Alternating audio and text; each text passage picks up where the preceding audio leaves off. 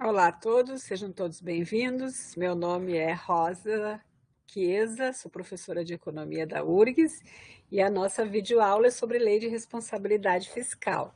O que nós vamos tratar sobre a Lei de Responsabilidade Fiscal? Lei esta que completou 22 anos em maio de 2022, né?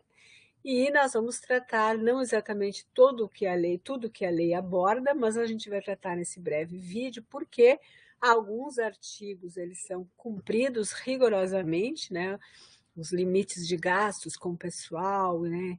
E outros, por exemplo, que envolvem gasto com o pessoal e que, por sinal, pessoal em saúde, educação, e outros artigos da lei até hoje eles não são cumpridos, são negligenciados, enfim, e assim mesmo as contas são aprovadas, né, pelos órgãos competentes. Então, a lei de responsabilidade fiscal, ela, para começar, qual é o objetivo dela, né? Ela foi aprovada em 2000, em maio de 2000 no Brasil, ela é inserida num contexto de visão de Estado mínimo, né? E o objetivo da lei de responsabilidade fiscal é equilíbrio fiscal, como eu escrevi aqui. É igualar a receita ao gasto público, que ao fim e ao cabo, o que está embutido é uma redução do tamanho do Estado na economia, uma visão de Estado mínimo, uma visão de Estado neoliberal, né? Como a gente já viu, né? Vocês já depois na sequência vão assistir uma aula sobre os mitos da austeridade, que são videoaulas complementares. Então, a lei de responsabilidade fiscal, ela não tem como objetivo reduzir a mortalidade infantil, ela não tem como objetivo reduzir o analfabetismo, né? O analfabetismo funcional.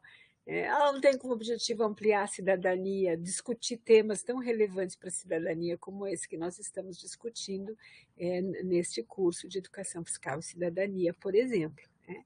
Então, o objetivo é equilibrar as contas. Né? Por que equilibrar, nós vamos tratar no vídeo, e por que não equilibrar, nós vamos tratar qual é a estratégia, qual é a ideologia que está por trás disso no vídeo sobre a austeridade fiscal. Então, a lei de responsabilidade fiscal, né, nós vamos falar um pouquinho do contexto que ela foi criada no Brasil nos anos 2000, o que estava acontecendo no Brasil e no mundo, quais são os objetivos, e focar para o artigo 9 da lei de responsabilidade fiscal, o 11, o 14, e fazer, né, alguns exercícios e propostas e reflexões finais por esse tema com vocês. Então, primeiro que a lei de responsabilidade fiscal ela veio regulamentar o artigo 163 da Constituição Brasileira, que o artigo lá diz que o Brasil tinha que ter uma lei complementar que definisse, apresentasse princípios norteadores de finanças públicas.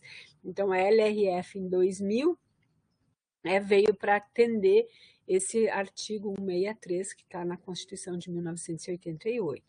E 10 anos depois da Constituição de 1988, ou seja, em 1998, quando teve uma reforma administrativa, o Poder Legislativo, né, o Congresso Nacional, estabeleceu um prazo de 6 meses para que o governo federal, o executivo de então, o governo Fernando Henrique Cardoso, enviasse uma proposta de lei complementar que apresentasse princípios norteadores de finanças públicas.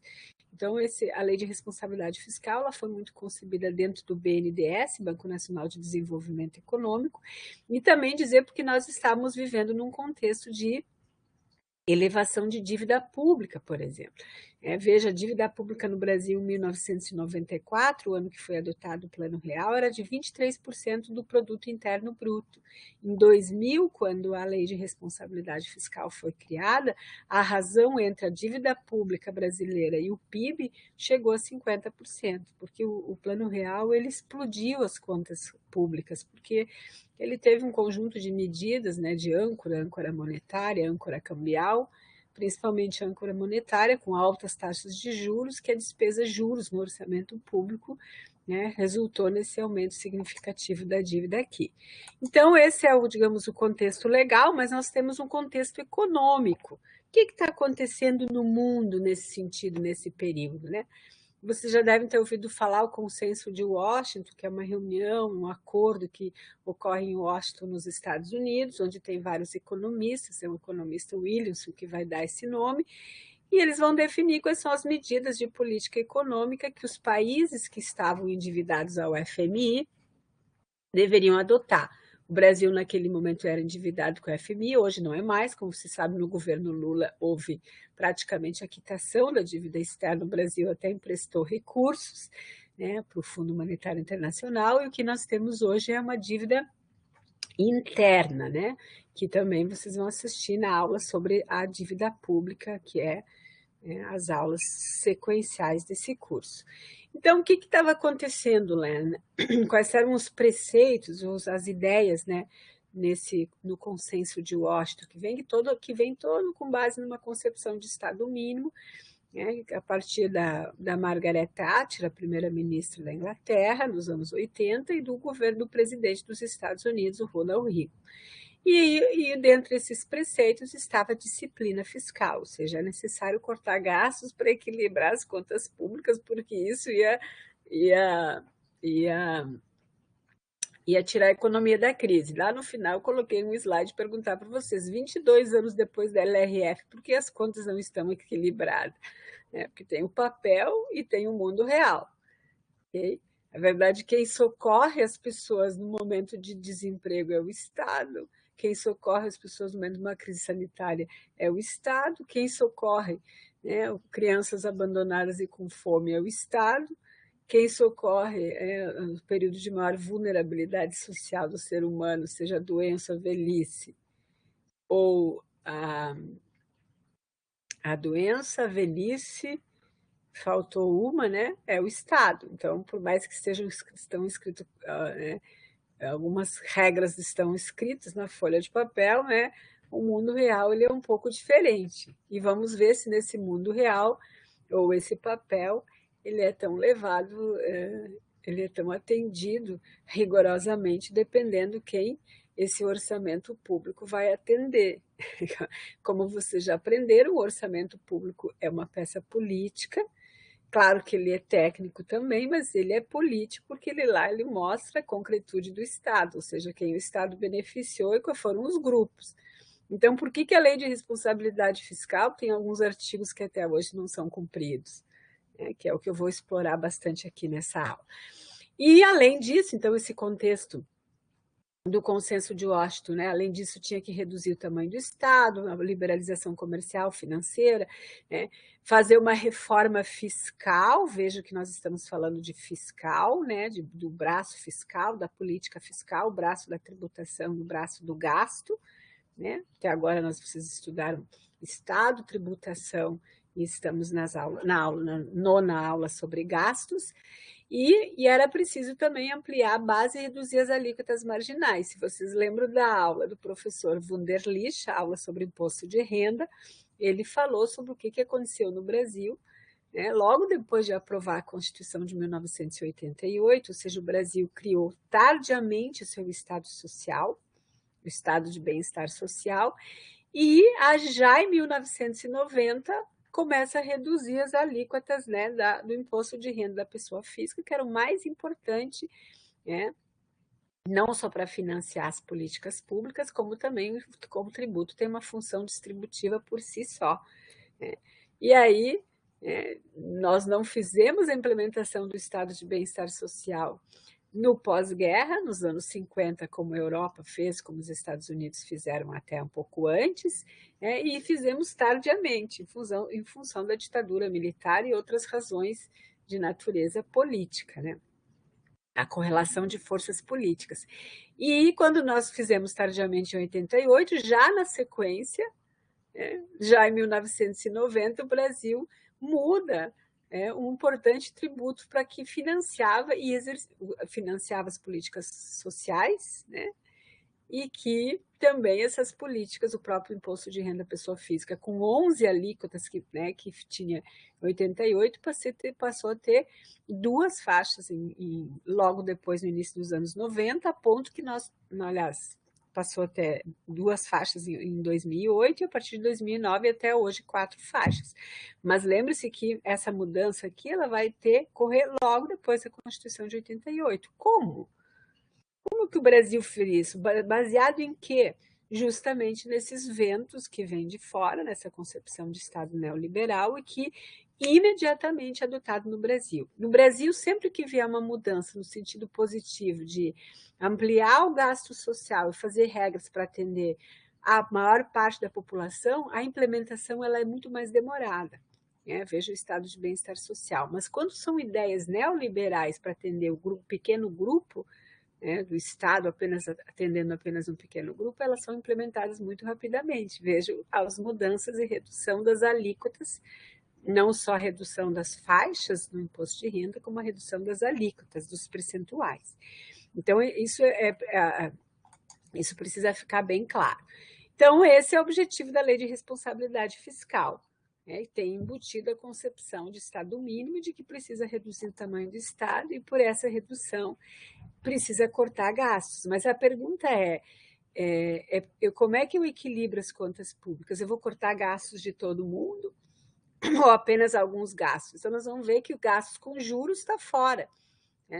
Tem um artigo na Lei de Responsabilidade Fiscal que, por exemplo, veda toda a Lei de Responsabilidade Fiscal, ela é um conjunto.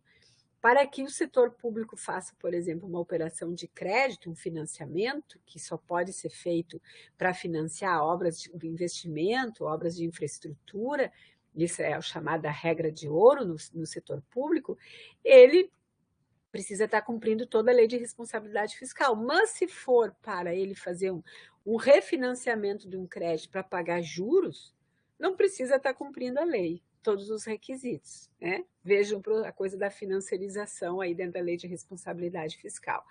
Então, ela vai prever sim um equilíbrio olhando apenas, ela define regras no lado da receita, e nós vamos ver que dois artigos não são cumpridos no Brasil, e se cumpre apenas os artigos que, fundamentalmente, os artigos que prevêem corte de gastos, mas também não são todos os gastos, são os gastos, só juros, por exemplo, não há limitador, ok? Então, tem limites fiscais, que a Lei de Responsabilidade Fiscal e suas resoluções correspondentes, muitas delas definidas pelo Senado Federal, vão definir limite de gasto pessoal para a União, estados e municípios, vai definir limites de dívida, é o estoque da dívida, vai definir o limite de endividamento, tudo isso para o setor público brasileiro, para a União, para os estados, para os 5.570 municípios, e vai também defender limites de endividamento, operações de crédito, garantias e contra-garantias. O importante é vocês entenderem que a Lei de Responsabilidade Fiscal, ela sempre vai colocar limites, que é gasto, por exemplo, gasto de pessoal sobre o denominador é a receita corrente líquida. Então, tem um percentual definido, para a União, estados e municípios, que a gente não vai entrar aqui, tem um vídeo anterior do mal, que vou deixar como atividade complementar, caso alguns queiram assistir, mas o foco aqui, ele é um pouco diferente, tem como objetivo responder essas perguntas. Por que por que não estão todos os gastos? Porque para equilibrar as contas, eu posso manusear a receita pública e o gasto público. Veja, se havia uma preocupação em financiar o estado de bem-estar social, como é que o Brasil reduz as alíquotas do imposto de renda para financiar? Reduz o número, passa a cobrar menos imposto de renda, imposto de renda pessoa física dos mais ricos, Até hoje, alguns dizem que o estado de bem-estar social não cabe no orçamento. Ele cabe no orçamento, por mim, que são feitas escolhas políticas para beneficiar o 1%, e é por isso que a desigualdade no Brasil também cresce no topo. Okay? Então, uma outra questão muito importante é que a Lei de Responsabilidade Fiscal ela vai alterar o conceito de poupança pública. Quando eu estudei economia, estudei em economia e me formei antes do Estado neoliberal, antes dos 1900 aliás, me formei em 1991, poupança pública era a diferença entre toda a arrecadação, do ente público, União, Estados ou município, menos todos os gastos correntes. Você já sabe o que são gastos correntes, a merenda, a energia, o telefone, o salário do professor, os remédios da saúde, aqueles gastos que ocorrem correntemente todos os meses. E o que sobrava era a poupança pública, que era gasta em investimento em infraestrutura, para comprar o computador, construir a escola, reformar o posto, né? Isso era a poupança pública.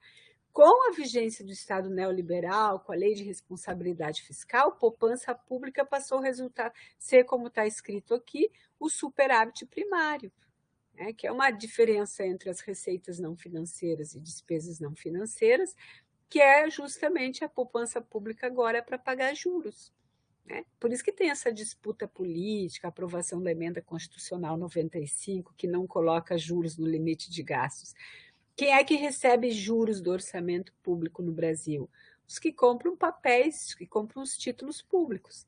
Quem depende do SUS precisa da escola pública, precisa, né, não tem segurança privada. Esses não têm receita de juros no orçamento público, precisam do orçamento público financiando as políticas sociais. Justamente aquelas políticas públicas que ele, né, que recebe R$ 2.000, tem uma carga tributária bastante, em torno de 45%, 50%, né? Ele deve receber de volta as políticas públicas, a saúde, a educação, porque com esse salário de 2.000, ele não tem renda para comprar educação privada para 2 filhos, muito menos saúde privada para 2 filhos. Né? Ele precisa do Estado e essa é a função do Estado. Esse é o que está lá no nosso, que é o que nós definimos na Constituição de 1988. Então, vejo que a Lei de Responsabilidade Fiscal, ela tem embutida essa concepção de Estado mínimo e faz uma mudança. Olha, o que sobra, o que é poupança? Poupança é o que sobra. Agora, a poupança não é mais para reformar a escola, comprar um computador novo, reformar o posto, construir um novo posto, um novo hospital. Agora, a poupança pública, com a visão de Estado neoliberal e a partir dessa concepção de Estado mínimo, e está embutido na Lei de Responsabilidade Fiscal, poupança agora é para pagar juros, né? Se vocês conhecem alguém da periferia hoje que está desempregado, qualquer outro brasileiro de renda baixa ou média que tem receita de juros pelo Estado, não, ele paga os tributos, porque ele gasta toda a sua renda no consumo, e parte daqueles tributos sai do orçamento público para pagar juros para aqueles que têm os títulos da dívida pública, que vocês vão ter uma aula no final. Então, vejam como a própria política macroeconômica, como as leis, as regras e as normas aprovadas nessa concepção de Estado neoliberal vai beneficiar apenas um grupo na sociedade. Ok? E aí, então, selecionei questões críticas, né, da Lei de Responsabilidade Fiscal, os artigos 9, 11 e 14, para a gente poder fazer uma reflexão e vocês poderem difundir esse tema nos seus municípios, né, nos estados, na sua cidade, enfim, para tratar dessa temática nas escolas, os professores, né. Então, eu vou ler para vocês o que diz o artigo 9 da Lei de Responsabilidade Fiscal. Esse artigo 9, ele foi convencionalmente chamado de sequestration, né, porque está dito assim: se verificado no final de um bimestre que a realização da receita poderá não comportar o cumprimento das metas de resultado primário ou nominal estabelecidos no anexo de metas fiscais, os poderes executivo, legislativo e judiciário e o Ministério Público promoverão por ato próprio e nos montantes necessários, nos 30 dias subsequentes, limitação de empenho. O que é a limitação de empenho? Vocês assistiram à aula do professor Diogo, onde está lá as etapas do gasto público, né? Empenho, liquidação e pagamento. Empenho é a primeira etapa do gasto público, ou seja, contratei remédios, fiz uma licitação, o município contratou remédios. Quando ele assina o contrato, ele tem que empenhar, ele tem que reservar um pedaço do orçamento para pagar a empresa que fará a entrega dos remédios. Mas, se depois de um bimestre, né, a lei exige que se faça um monitoramento bimestral das contas públicas, se verificar que não entrou receita suficiente para financiar, para pagar aqueles remédios, tem que suspender a compra, né? Tem que limitar empenho. e tem que limitar empenho e a movimentação financeira segundo os critérios estabelecidos na Lei de Diretrizes Orçamentárias, a LDO, que o professor Diogo fala muito na aula 8 sobre isso. Mas a Lei de Responsabilidade Fiscal diz que tem exceções. E vejam quais são as exceções. Quando não entrar recurso suficiente para fazer frente a uma despesa, tem que suspender aquela despesa. Cancelar, suspender, né? Limitar o empenho, suspender a primeira etapa do gasto público. Mas o parágrafo 2º do artigo 9 vai dizer: não serão objeto de limitação as despesas que constituam obrigações constitucionais legais. Veja que eu sublinhei. O que são despesas constitucionais legais? Gasto mínimo com saúde e educação. Está escrito, mas a interpretação no Brasil ficou apenas se entendeu como exceção, inclusive aquelas destinadas ao pagamento do serviço da dívida. Ou seja, os juros não se subordinam. Se não arrecadou recursos suficientes para pagar o remédio, tu tem que suspender o empenho, né, que é a primeira etapa da despesa dos remédios. Agora, se não entrou recurso suficiente e o pagamento for para juros, pagamento de juros da dívida, não tem problema. Então, aqui a professora Hélida Graziano Pinto, né, um artigo que ela escreveu em 2017, ela faz uma interpretação, né, que é claro, ele diz, é claro que o parágrafo 2º do artigo 9, do artigo 9º da Lei de Responsabilidade Fiscal, indica claramente a impossibilidade de contingenciamento das despesas obrigatórias, em especial a eficácia dos direitos humanos, dos direitos fundamentais. Então, mas não foi essa interpretação, não é essa interpretação que o Brasil deu e dá na execução e no cumprimento da Lei de Responsabilidade Fiscal. Inclusive, os tribunais de contas cobram isso. Okay? A própria Hélida Graziano também, né, que a Hélida Graziano Pinto, nesse artigo de 2017, ela diz que a restrição, a limitação daqueles gastos, por exemplo, vamos usar o meu caso da licitação de remédios, precisam ser apresentados como soluções jurídicas em rota de alternativa à pura e simples suspensão inconstitucional dos direitos à saúde e educação por 2 décadas, como, né, possibilitou lá a própria emenda constitucional do teto, que é a que nós vamos ver depois. Né? Então, o que está dito no parágrafo 2º do artigo 9? A sequestration, olha, a cada 2 meses os gestores públicos têm que olhar como se comportou a arrecadação. Se a arrecadação foi menor do que aquela que estava prevista, tem que cortar gastos. Quais gastos? Todos os gastos, exceto os gastos com juros, com a despesa de, né, como diz aqui no texto, com as despesas de pagamento do serviço da dívida. Veja que se não tiver remédio no posto, se está morrendo, não tem merenda para as crianças, não tiver renda para pagar salário de professor médico, isso não importa. Tem que cumprir a Lei de Responsabilidade Fiscal. Então, vejam, né, que como essa questão do 9º, a Lei de Responsabilidade privilegia quem? Né? De novo, aqueles que têm títulos do governo e que recebem uma remuneração na forma de juros. Né? Bom, outro artigo que eu queria falar com vocês é sobre o artigo 11 da Lei de Responsabilidade Fiscal, e ela tem tudo a ver com a aula sobre tributação sobre patrimônio, né?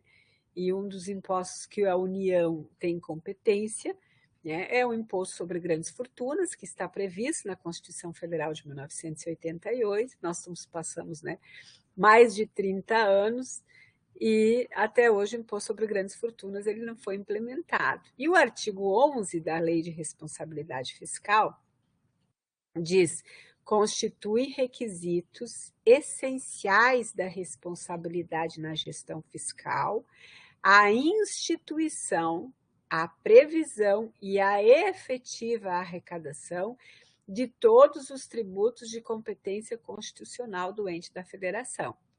Na aula 1, vocês assistiram os professores Dão e a Regina mostrando um quadro onde mostra as competências tributárias da União, dos estados e dos municípios. O que são competências? né? A União tem competência para legislar, arrecadar o IPI, por exemplo, o Imposto sobre Produtos Industrializados. Os municípios têm competência para legislar e arrecadar o IPTU, Imposto sobre Propriedade Urbana, Territorial Urbana. Os estados têm a competência para legislar, por exemplo, sobre o ICMS, Imposto sobre Circulação de Mercadorias e Serviços. E por que foi colocado esse artigo 11 aqui? Daqui deve ter muitas pessoas dos municípios, porque no Brasil, em 2000, havia municípios que não cobravam IPTU. Não tinha um projeto de lei, não tinha a Câmara de Vereadores não cobrava IPTU. Então, se estabeleceu aqui que os entes públicos, veja, é crime de responsabilidade fiscal, né? Lembrando que em 2016 o Brasil teve um golpe, na minha interpretação, um golpe, né? Porque eu estudei a lei de responsabilidade fiscal, ela foi a minha tese de doutorado, e, portanto, se usou o artigo, né? Inciso 2, o artigo 29, para falar que foi feita uma operação de crédito no Banco do Brasil para pagar o PRONAF, e o Tribunal de Contas da União, pasme, assinou isso, né? Foi crime. E nós temos o artigo 11, em que comete-se crime de responsabilidade fiscal, porque não é cumprido, porque os entes públicos não cobram, não instituíram, não prevê a efetiva arrecadação de todos os seus tributos. E um desses tributos é o Imposto sobre Grandes Fortunas, que é de competência, né? Está lá no inciso 7, artigo 153 da Constituição de 1981. Então, a pergunta é, ao descumprir a lei de responsabilidade fiscal, comete-se crime de responsabilidade? Só em alguns casos? Em todos? Ou depende do governante que está no poder? Eu uso a lei para dizer que se comete crime ou não. E o artigo 11 pode ser descumprido sem punição ou apenas o descumprimento dos artigos da LRF que limitam os gastos com saúde e educação, né, que representam um crime de responsabilidade fiscal. Como que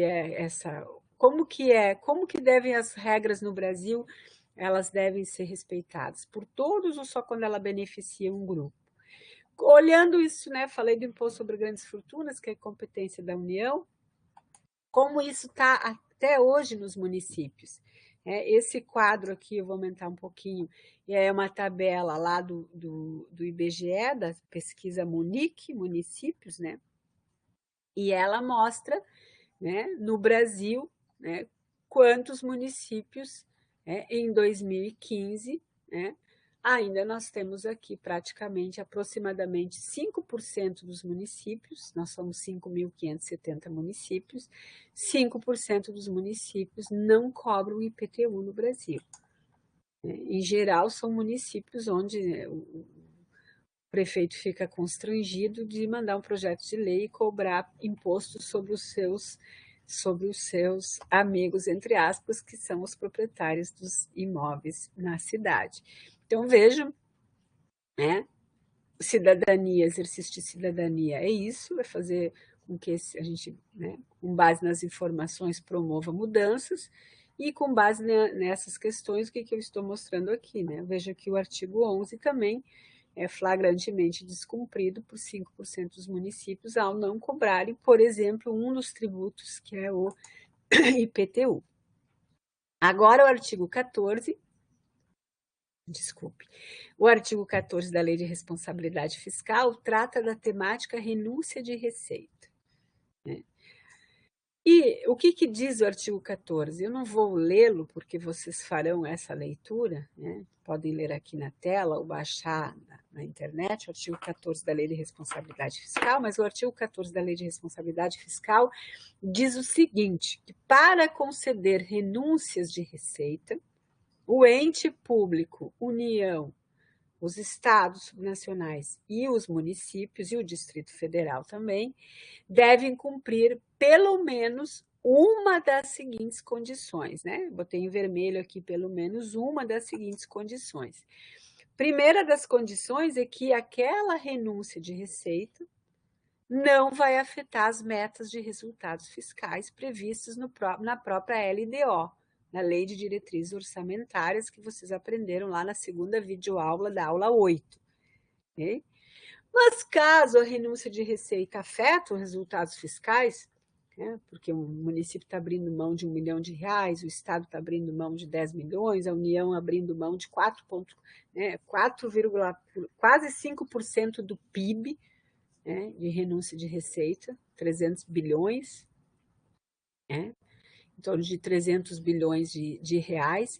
Isso afeta os resultados fiscais? Afeta o resultado fiscal, porque é a arrecadação que deixa efetivamente de entrar nos cofres públicos. Então, significa dizer que não pode conceder renúncia? Não, pode.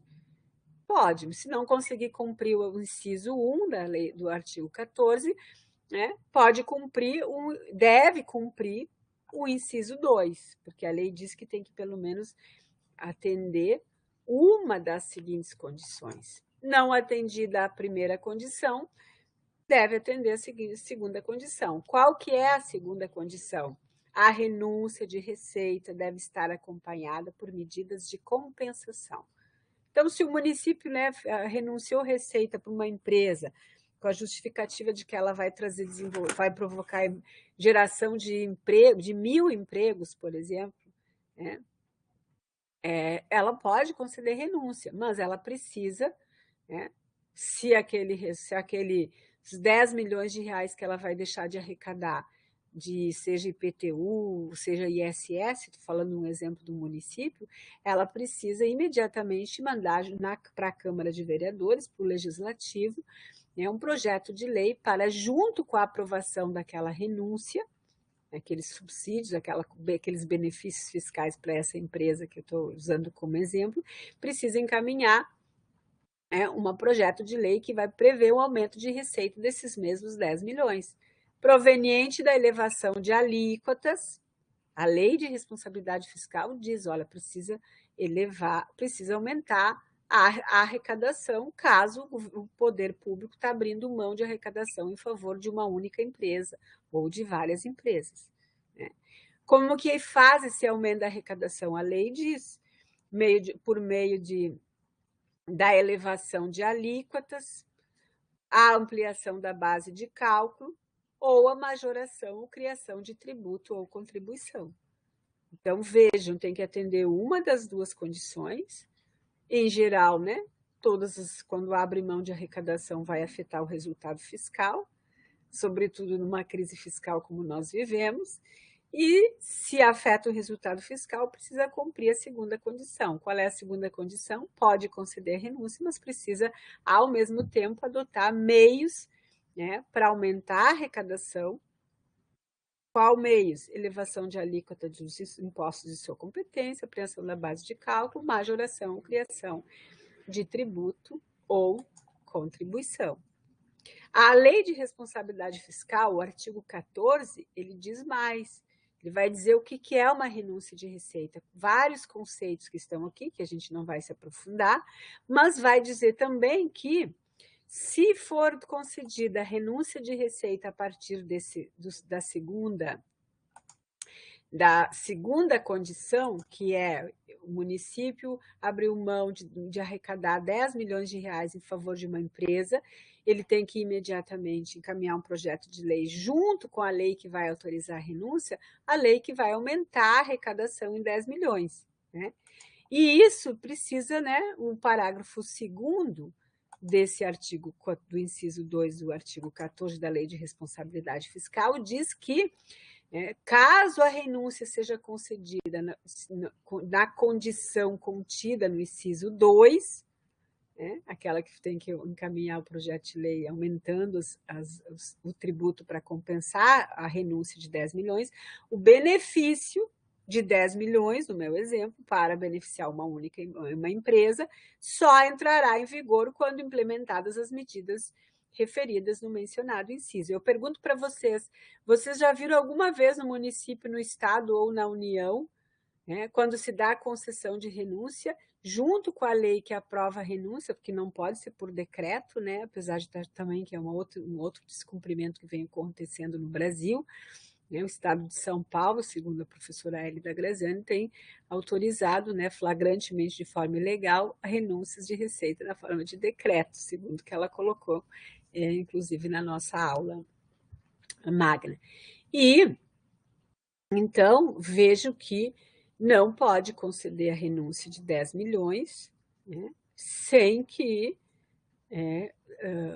imediatamente, né, ou entrar em vigor, né, as duas têm que entrar em vigor juntas. A concessão dos 10 milhões e a elevação de impostos, ou de base de cálculo, de alíquota, elevação da alíquota, ou base de cálculo, outras medidas, para que aumente a arrecadação do ente público em 10 milhões. Okay? Então, eu vou propor que vocês, aqui são as exceções, que eu vou pular, eu vou propor que vocês olhem no município de vocês, né? As câmaras de vereadores, elas não cumprem, o município, ele, né, muitas vezes nem estabelece na LDO, no próprio orçamento, não apresenta os demonstrativos regionalizados, como a própria lei exige, né? Que os entes públicos, União, Estados e municípios possam fazer. A União é a mais organizada nesse sentido, mas tem muitos problemas, e os outros entes públicos ainda estão muito defasados, porque os tribunais de contas têm aprovando as contas sem que o artigo 14 seja cumprido na íntegra, né? Então, veja que a Lei de Responsabilidade Fiscal exige, no parágrafo 2º do artigo 14, que a validade e o início da vigência de uma renúncia seja condicionada à instituição efetiva de medida compensatória com duração de 3 anos. Aqui é uma renúncia de receita, por toda a legislação do direito orçamentário brasileiro, ela não poderia ser maior do que 3 anos, ou depois de 3 anos deveria ser monitorada e avaliada, né? Mas para ela ser monitorada, avaliada, tem que ter informação, que nós temos ainda, né, até dezembro do ano passado, até a aprovação da Lei Complementar 187, se usava um argumento de que não podia passar o nome da pessoa jurídica beneficiada pela renúncia, porque ia afetar a competitividade. Isso é uma interpretação, né, que os grandes advogados tributaristas deram. Mas há outras interpretações, porque quando é recurso público, eu, professora Rosa, pesquisadora, eu desejo dado do Estado, quanto o Estado, o orçamento público que é meu, teu, do nosso, quanto o Estado gastou, deixou de arrecadar em renúncias. E para quem foi, assim como nós sabemos qual é o orçamento da URGS, assim como nós sabemos qual é a pessoa que recebeu o Bolsa Família, né? Nós sabemos o nome, o CPF, né? Então, é uma interpretação nossa de privilégios, né? Quem gostaria de receber um recurso, né? E algumas empresas no Brasil recebem recursos por tempo indeterminado, que é algo que é inconstitucional. Então, segundo o próprio Tribunal de Contas da União, em torno de 85% das renúncias são por tempo indeterminado. Para uma empresa ser eficiente, ela precisa não pagar tributos durante toda a vida, né?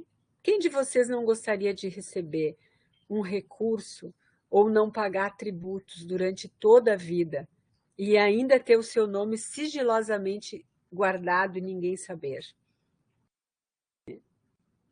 Então, vejam como está sendo interpretado o artigo 14 da Lei de Responsabilidade Fiscal pelas câmaras de vereadores, pelas assembleias legislativas e pelo Congresso Nacional, pelo Poder Legislativo, que tem a função de fiscalizar, pelo Poder Executivo, porque é ele que vai elaborar, né, os projetos de lei encaminhando para o Legislativo e elabora todas as peças do ciclo orçamentário, né, o Plano Plurianual, a Lei de Diretrizes Orçamentárias e o próprio orçamento, sendo que em todas essas peças, né, deve estar previsto, né, a estimativa de receita e de renúncias, né, para 1 ano e mais 2, ou seja, para 3 anos, né, e então vejo que nós temos essa questão muito importante, né, já que a Lei de Responsabilidade Fiscal exige equilíbrio, né, o único lado do equilíbrio que está sendo usado para obter esse equilíbrio fiscal é no gasto.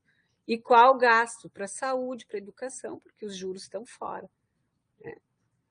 E também, né, o lado braço da receita, que é a renúncia de receita, né? Se tu renuncia cada vez mais em receita, vai desequilibrar mais as contas e vai te fazer mais corte de gasto. Então, alguém que precisa de políticas públicas de saúde e educação não tem, né, essa política.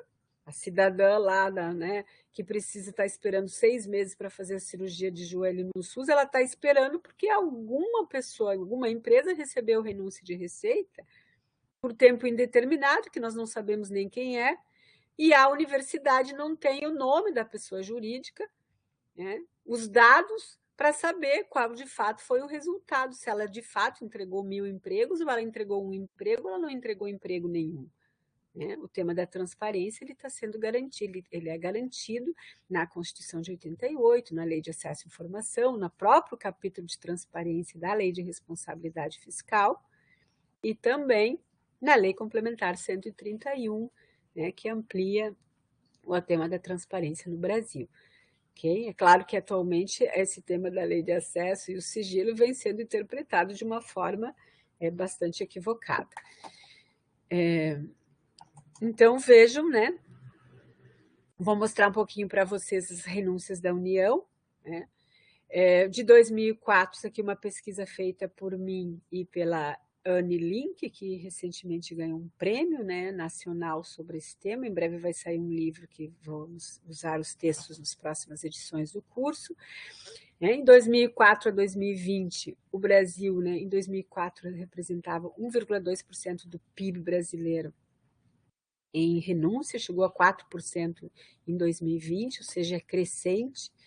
Isso representa 22% da arrecadação. Preste atenção, a cada 4 anos, praticamente, 4 anos e um pouquinho, se fosse 25%, a cada 4 anos, iria uma arrecadação inteira que a União deixa de arrecadar, ela renuncia, sem que a gente saiba efetivamente para quem foi, para que a gente possa, na pesquisa, monitorar a política pública, avaliar a política pública e ver os resultados da política pública, assim como nós fazemos na educação e assim como nós fazemos na saúde, por exemplo. Então, vejo que é uma política pública que se defende qualidade do gasto, mas se exige qualidade do gasto público nos gastos que passam pelo orçamento, na saúde, na educação, mas não se exige, né, qualidade no gasto público nos gastos tributários, né, que eu vou usar aqui como sinônimo de renúncia de receita, que é o que a Receita Federal do Brasil usa essa nomenclatura, gastos tributários, para se equiparar à linguagem que é usada, o conceito que é usado em nível internacional. Vejam que interessante, né? Quais os resultados que são entregues pelas pessoas jurídicas beneficiadas? Não sabemos, né? Porque teve aquela interpretação esdrúxula do artigo 198 do Código Tributário Nacional, mas que agora, a partir de dezembro do ano passado, né, foi inserido um inciso e que vai mostrar, né, que nós agora temos o direito de ter acesso. E aí já fiz uma questão para que vocês possam usar a Lei de Acesso à Informação. Nós já estamos trabalhando o exercício da capacitação, o exercício da cidadania e o exercício do controle social, e já usando mecanismos de transparência, que inclusive é uma das próximas aulas. Então, olhando esses dados, estamos aqui, né, 22% da arrecadação, quase 4% do PIB, né, em torno de 300 bilhões de reais, né, e esse dado, se nós pegarmos os próprios dados, né, ele é suficiente para cobrir o déficit primário e ainda sobra muitos recursos. Então, vejam que é uma escolha política, né? Se nós, de fato, queremos ter superávit primário, é preciso tomar medidas não só no âmbito da cortar gastos, né? Privatizar, reduzir o tamanho do Estado. Nós podemos tomar medidas, né? A opção, tomar medidas pelo lado da renúncia, cumprir o artigo 14, toda vez que renuncia, e aquela renúncia afetar o equilíbrio fiscal, é preciso, ao mesmo tempo, aumentar a arrecadação através do aumento da base de cálculo de alíquota. Tem outras alternativas, né, que vocês viram na aula sobre o imposto de renda, quanto é injusto, né? Outras alternativas que é criar, de fato, o imposto sobre grandes fortunas, né? Nós precisamos obter equilíbrio, também tem medidas que podem e devem ser obtidas pelo lado da arrecadação e não só pelo lado do gasto público. Pelo lado da renúncia de receita ou gastos tributários também há muitas alternativas, mas para tomar essas medidas, nós precisamos, enquanto cidadania, fazer pressão para que nós tenhamos efetivamente as informações para que a gente possa fazer essa pressão. Então, o que nós chegamos a... Quais são as conclusões que nós chegamos nesse estudo que foi publicado agora em 2022, não foi publicado ainda, vai ser um livro em breve. Não há, olhando para os gastos tributários ou renúncia de receita na União, não há aderência às normas vigentes do artigo 14 da Lei de Responsabilidade Fiscal, apesar da renúncia ser, apesar da União ser a esfera federal que está mais, digamos assim, organizada, apresentando os demonstrativos por região, por tributo, né? Nós vamos ver que 40% do que é renunciado na esfera federal são tributos que financiam o orçamento da Seguridade Social, ou seja, da saúde, da assistência e da previdência. Depois vou mostrar os dados para vocês, né? O que significou a reforma da Previdência e quanto já se corta de Previdência na renúncia. Então, não se subordina o teto de gastos, né? Quando não tem equilíbrio, corta a saúde, corta a educação, né? Lembro que o governo Bolsonaro, em 2020, tinha a proposta de privatizar o SUS. Imagina como teria sido o enfrentamento da Covid sem o SUS, né? E uma medida de redução do gasto, de redução do tamanho do Estado na economia. Mas, na verdade, tem um bolo, né, que a cada um pouco mais de 4 anos representa praticamente uma arrecadação anual, que é que o Estado, que nós, cidadãos, que o Brasil, na esfera federal apenas, sem contar os 26 estados, Distrito Federal e municípios, abrem mão de arrecadação.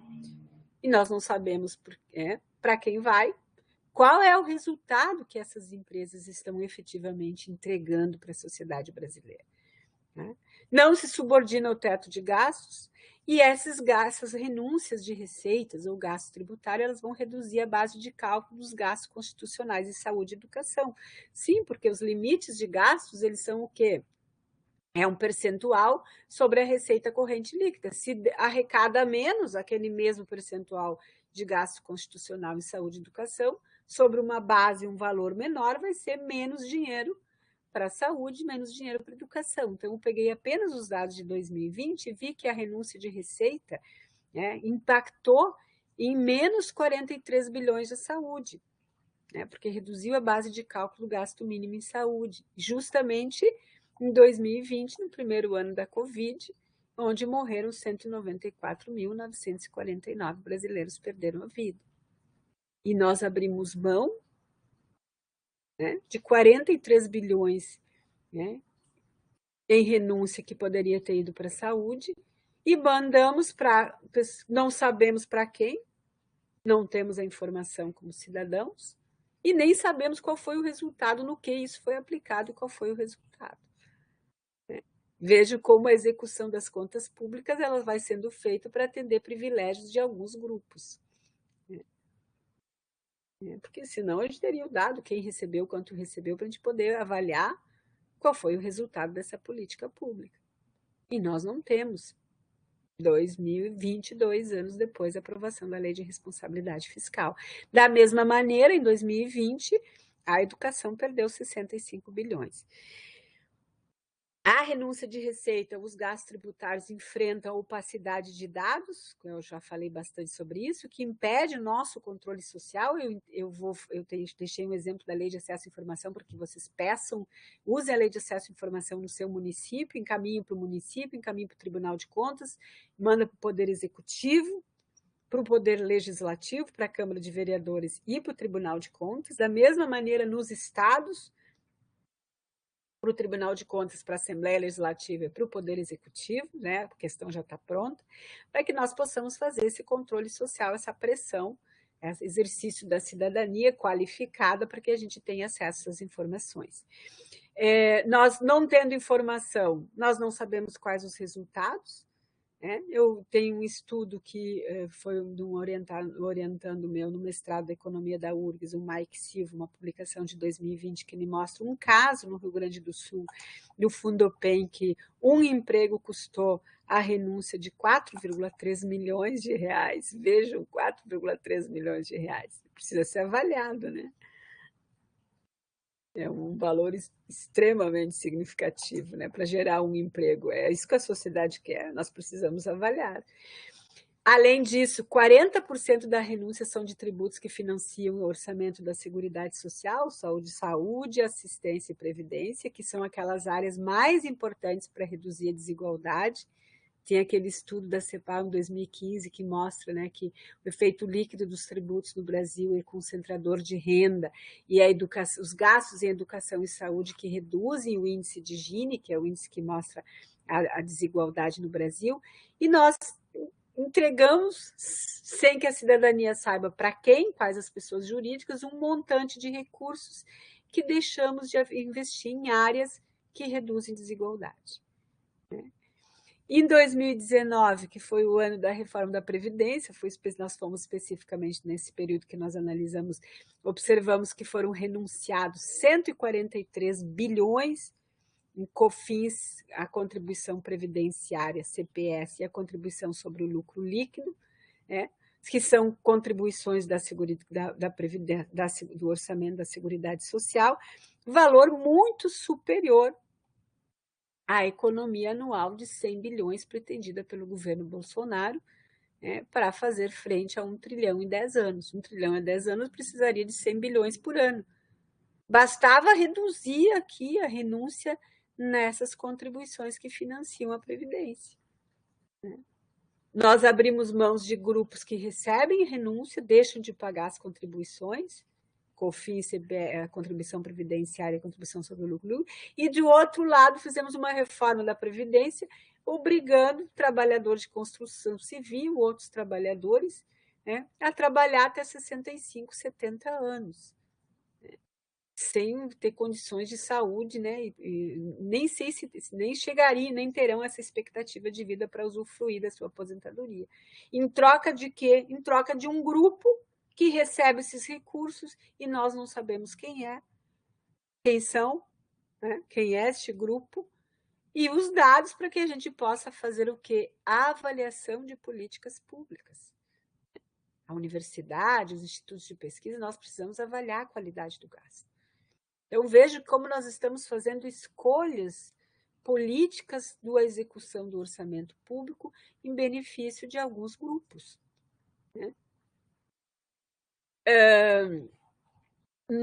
Também apuramos que, aliás, nós não apuramos, o próprio Tribunal de Contas da União aponta isso, que 84% das renúncias fiscais são por tempo indeterminado.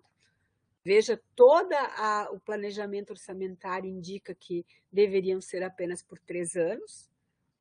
Agora, imagine uma empresa, para ser eficiente, ela precisa não pagar os impostos durante a vida toda.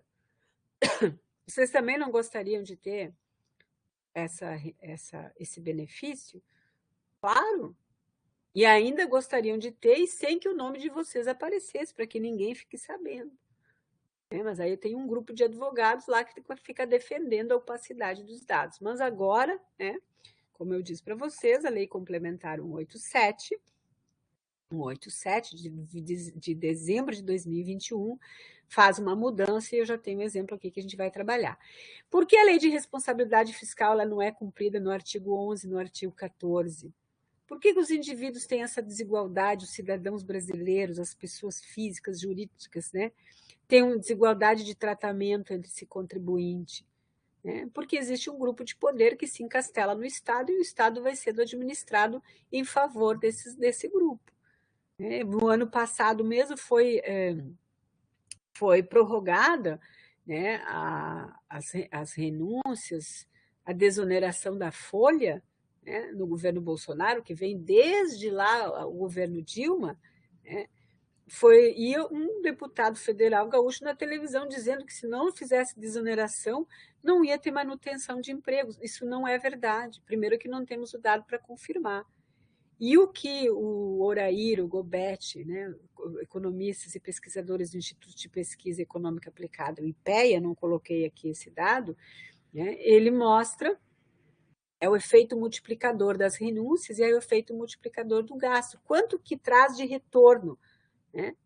E eles mostram que a renúncia de receita tem retorno zero do ponto de vista de geração de emprego e de renda. Tanto faz em que período do ciclo econômico, se é na crise, se é no crescimento econômico, na ascensão ou na depressão. Então vejo, né, que tem algumas pesquisas, né? Eu me lembrando que Porto Alegre reduziu o IPTU no meio da crise para gerar emprego. É uma falácia. As pesquisas não mostram isso, né? Quando olhamos a renúncia no conjunto delas. As pesquisas que têm a despeito da falta de informações, né? E, por fim, né, nós precisamos, enquanto cidadania, ter informações suficientes para monitorar essa política pública, avaliar, alterar ou até fazer pressão para que ela seja extinta, né? Assim como uma política pública, sempre me lembro daquela política pública dos jovens na universidade que iam fazer experiência em outras universidades fora do Brasil, aquela política, cujo nome não lembro, ela foi extinta porque se observou que os resultados delas estavam abaixo do esperado. E assim deve se fazer com toda a política pública.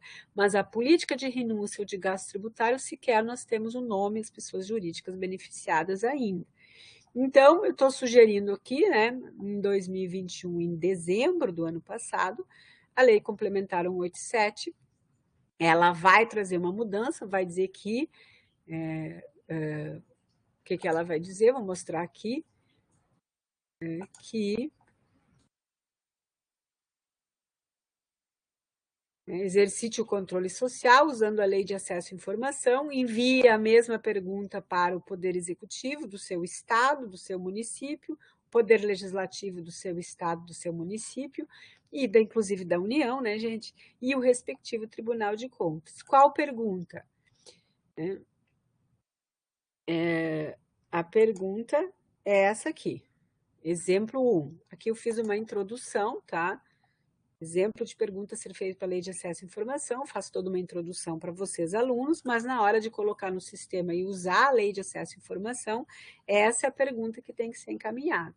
O Código Tributário Nacional, a Lei 5172 de 1966, que foi bastante falada sobre ela na aula 1, sobretudo, prevê em seu artigo 98, parágrafo 3º, inciso 4º, isso aqui foi inserido no ano passado, né, em dezembro, que não é vedada a divulgação de informações relativas a incentivo, renúncia, benefício, imunidade de natureza tributária, cujo beneficiário seja a pessoa jurídica.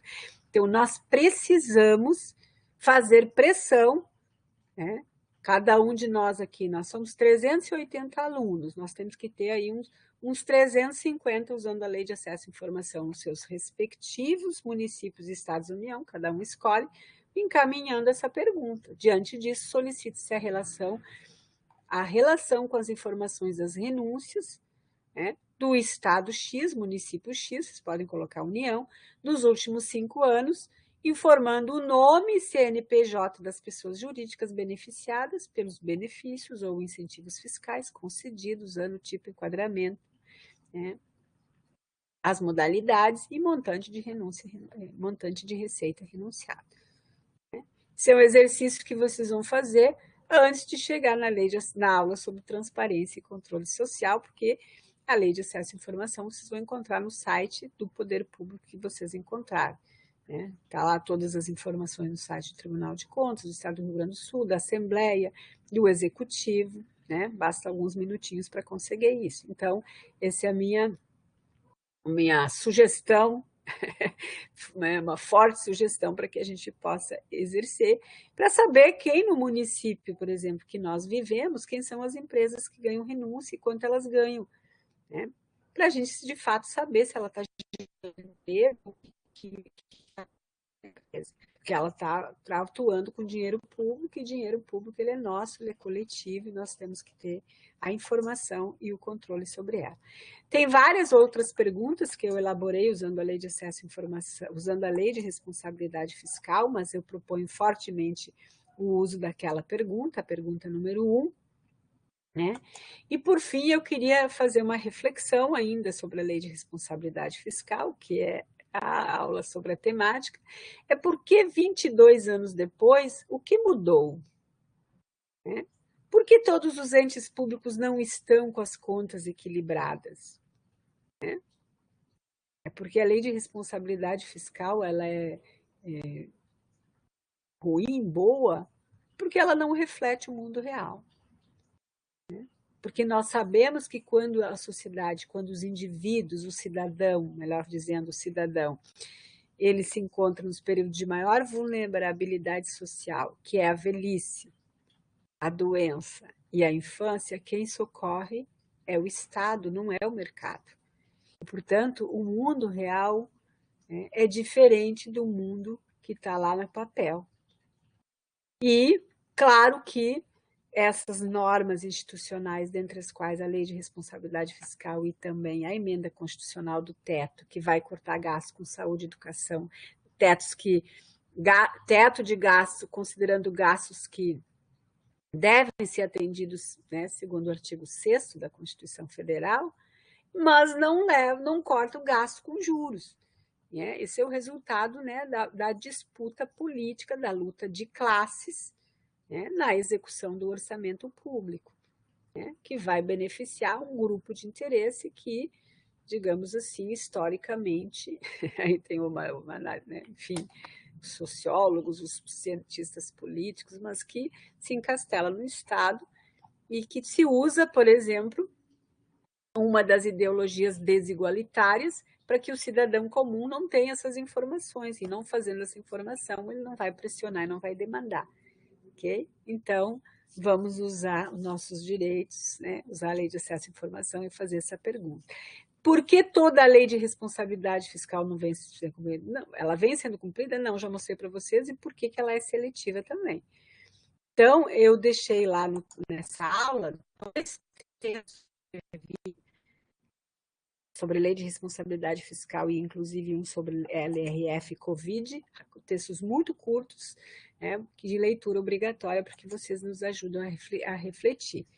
Né? Então, esses dados, esse cumprimento parcial da lei de responsabilidade fiscal, nos mostra, né, uma última pergunta é, o que a atual crise sanitária, né, política e social e econômica e política, inclusive, e a decorrente necessidade de maior intervenção do Estado através das áreas de saúde, foi o SUS que salvou as pessoas, foi o Estado, ou seja, foi o Estado através do SUS, foi o Estado através da renda emergencial, foi o Estado através do programa de apoio à microempresa, foi o Estado através de outras políticas, ou seja, nós não vimos o mercado socorrendo as pessoas.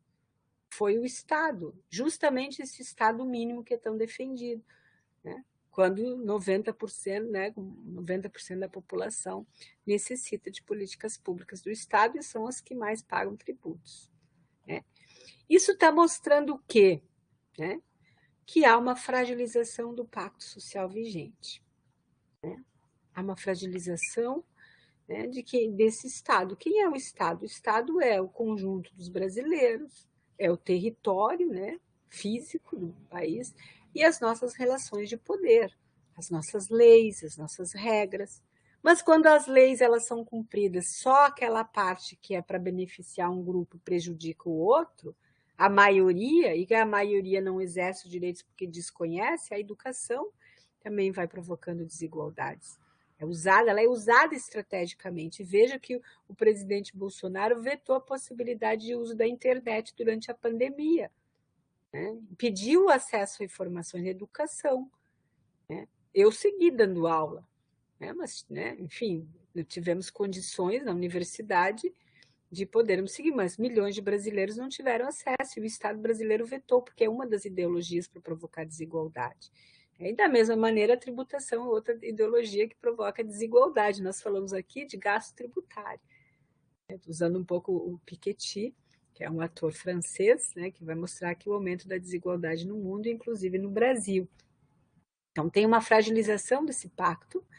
Nós precisamos, né, as políticas de reconstrução a partir da lógica das demandas sociais, Ou seja, esse quadro, essa crise mostra que nós precisamos reconstruir políticas nas áreas de saúde, educação, cultura e principalmente, né, políticas na área de mitigação da área ambiental. Né? Muitos economistas estão falando isso, economistas internacionais, inclusive, né, de instituições, de organismos multilaterais, enfim. Então, por que não começarmos, né, pela transparência dos dados, pelo exercício da cidadania, solicitando quem são as pessoas jurídicas que recebem renúncia de receita, para nós sabermos qual é o resultado desse gasto tributário, para se de fato tá gerando emprego e renda, né? Porque a pesquisa do IPEA mostra que durante o governo Dilma abriu a mão de arrecadação das desonerações, né, com a promessa, entre aspas, com o mito de que isso aumentaria o investimento privado. O investimento privado não aconteceu, o que aconteceu foi queda na arrecadação. E aí teve déficit primário em 2014. Mas quanto a renúncia de receita do teu município, do teu estado está impactando na arrecadação? Quanto menos está sendo arrecadado, quanto menos dinheiro tem para a saúde, para a segurança, para a educação, está indo para alguém que não sabemos e não sabemos o que está entregando. Então, sim, a gente precisa, né, inclusive, né, para discutir austeridade fiscal, é austeridade para alguns e para outros não. Por que se está lá na lei de responsabilidade fiscal e não é cumprida? Então, é isso. A próxima videoaula é sobre a austeridade, né? E eu já defendo aqui o abandono da austeridade fiscal, a menos que ela seja para todos. Ok? Então, boa reflexão e bora usar a lei de acesso à informação. E trataremos desse assunto, né, na nossa aula síncrona. Um abraço a todos.